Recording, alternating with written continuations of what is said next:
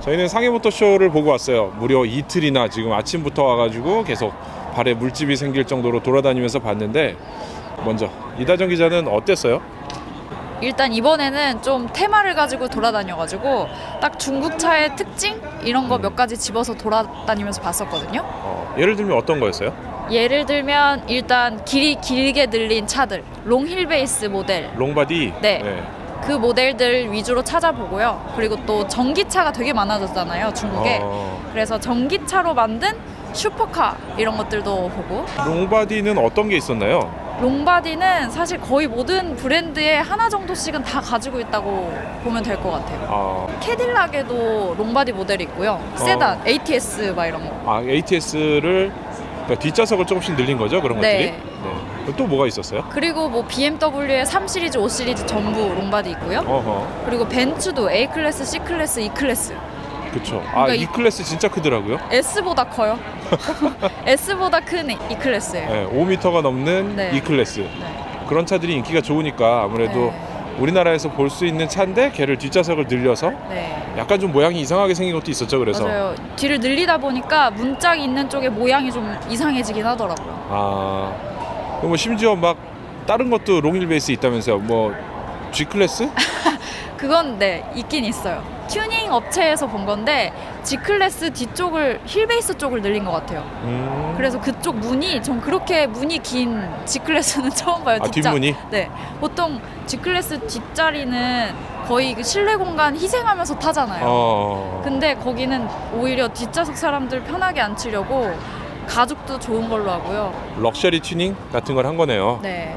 안타깝게도 볼보의 S90 롱힐 베이스는 못 봤어요. 네, 그게 제일 궁금했거든요, 사실. 우리나라에 들어올 가능성도 있는 차기 때문에 어떻게 생겼는지 되게 궁금했었는데 볼보가 이번에 부스에다가 딱 XC40만 한 차종만 거기다 쫙 늘어났었죠. 네.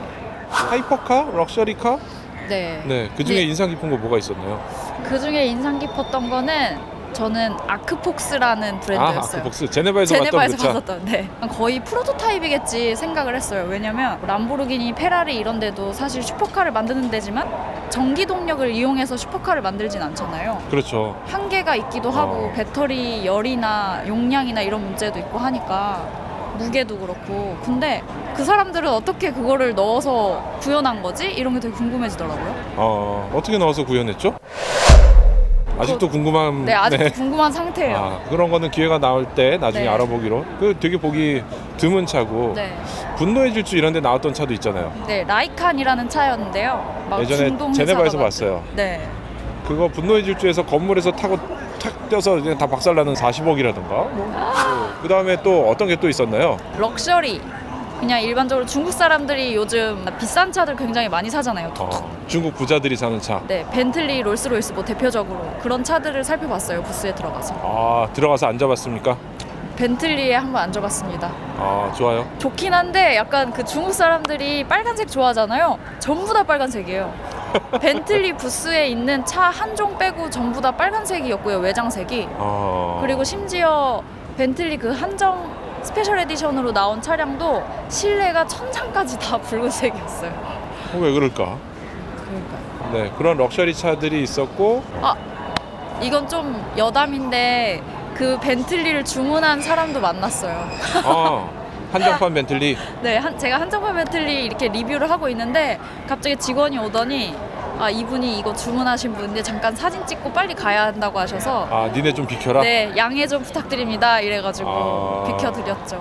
우리가 마지막에 링크앤코 부스에서 만났잖아요. 네, 맞아요. 그 링크앤코는 어땠나요? 링크앤코는 제가 생각했던 것보다 되게 잘 만들어진 차라는 생각이 들었어요.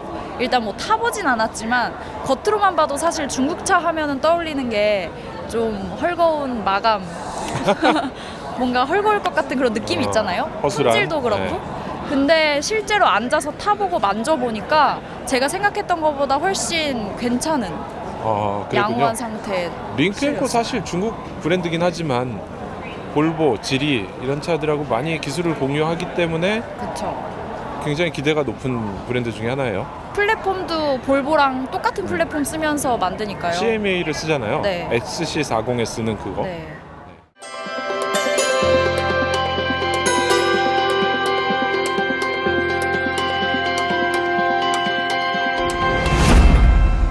전기차가 인상적이었어요. 전기차를 이제 취재를 하다 보니까 아는 건데 2014년부터 중국이 새로운 자동차 제작 규칙, 규정 이런 거를 발표하면서 모든 회사들이 전기차나 하이브리드 전동화를 시작했는데 그러면서 나온 브랜드들이 이제 작품들을 막 내놓고 있더라고요. 근데 보니까 정말 깜짝 놀라게 할 만한 브랜드들인데 그게 뿌리를 따져가면은 다 어느 회사와 어느 회사의 투자 관계로 엮여서 맞아요. 만든 새로운 브랜드. 상해 모터쇼에 6년 전인가 왔던 것 같은데 그때는 그런 거 전혀 없었거든요. 근데 이번에 와서 보니까 신기한 브랜드들이 되게 많아요.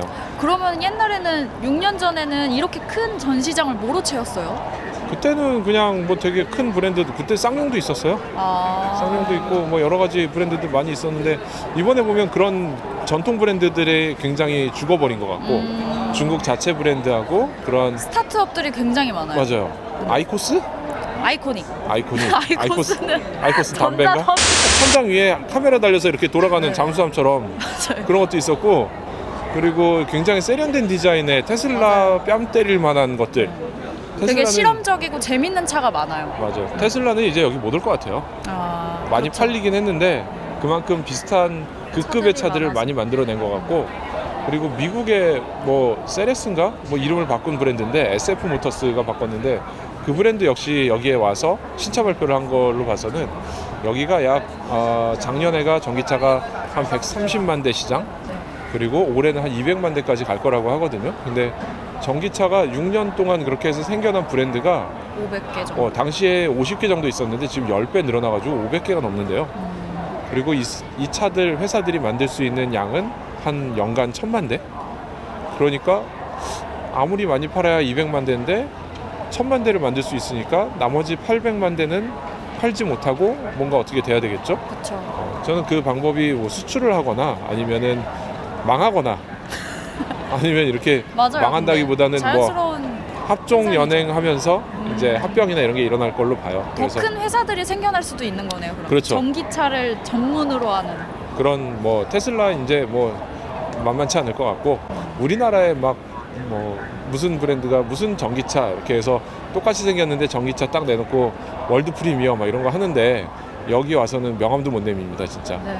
현대차가 코나 일렉트릭을 무슨 다른 이름이던데 엔시노 그런 이름으로 내놨는데 사실 중국 전기차 브랜드 보면은 완전히 새로운 그러니까 기본부터 완전히 다시 만든 그런 차들을 내놔서 당분간은 그런 전통 브랜드 현대 기아 뭐 폭스바겐 이런 차 브랜드들과 지금 여기에 중국의 스타트업 같은 전기차 브랜드들의 이런 대결 이런 게 굉장히 주목되고 있는 바입니다. 중국 그리고 품질이 되게 좋아요. 맞아요. 전기차 품질 굉장히 좋고 링크앤코는 물론이거니와 뭐 다른 이제 그 랜드로버 짝퉁 만들던 랜드윈드. 그 브랜드는 아예 팔이 날리고 있고요 지금 부스에서. 이제 나머지- 중국 사람들의 인식도 굉장히 많이 바뀐 것 같아요. 그쵸. 그런 차 이제 별로 안 좋아하는 것 같고. 네. 뭔가 어. 가짜인 듯한 느낌이 나는 디자인부터 시작해서 그런 것들은 좀 기피하고 나는 진짜를 살 거야. 그치. 이런 사람들이 많아지는 것 같아요. 근데 어떻게 보면 또 옛날에는 랜드로버 짝퉁이 좋아했는데 네. 지금은 테슬라 짝퉁 좋아하는 걸 수도 있어요. 그런가요? 하긴 전기차가 지금도 아마 들어가서 보면 모르는 차들 진짜 맞아요. 많을 거예요. 니오 같은 브랜드 중국의 테슬라라고 하는데 네. 차 파는 매장부터 모든 거를 테슬라를 따라했어요. 그래서 거기서 라이프 스타일도 즐기게 하고 뭐 할인 판매 이런 거 없고 링크앤코도 똑같고 그러니까 그런 것들이 중국의 젊은 세대들이 자라나면서 이제 많이 바뀌는 분위기니까 조만간 중국의 이런 차들이 한국으로 들어와서 전기차들 특히 한국에 들어온다면은 되게 막강한 경쟁력을 가질 것 같아서 테슬라랑 똑같이 생겼는데 반값이에요.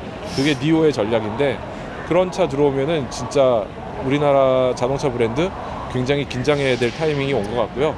뭐 제가 알기로는 현대차가 그래서 제네시스 같은 고급 브랜드 만들고 이렇게 하는 건데 중국 차도 보니까 이번에 뭐 바이두 같이 큰 회사는 자기네 고급차 브랜드 따로 만들고 전기차 브랜드 따로 만들고 그렇게 하는 걸로 봐서는 만만치 않은 경쟁이 될 것 같습니다. 상해 모터쇼 이틀간 짧게 봤고요.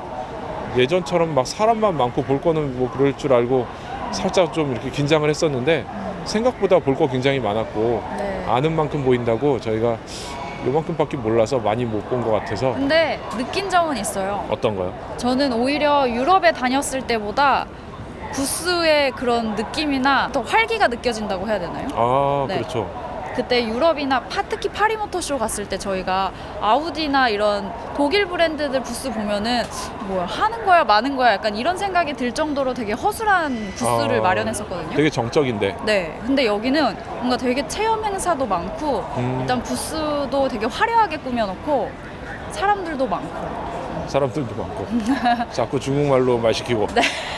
네. 자꾸 뭘 하래요 부스 가면. 그렇지. 뭘 자꾸 체험하라고. QR코드 찍으라 그러고. 이제 이 영상 보여드리고 저희가 차근차근 중국 전기차에 대한 얘기는 아마 저희만큼 자세히 본 사람들이 한국 기자들 중에는 한 10명밖에 없을 거예요. 그러니까 없다고 하시는 줄 알아. 10명. 여기 온 기자들이 그다지 많지 않거든요. 그러니까 빨리 그런 소식들 전해드리기 위해서 정리해서 기사로 전해드릴게요. 자, 저희는 이제 가겠습니다. 한국으로 가나요? 아니, 이제 저녁 먹으러 가야지. 아, 네. 수고하세요. 수고하세요. 수고는 우리가 있지. 안녕히 계세요. 끝. 지금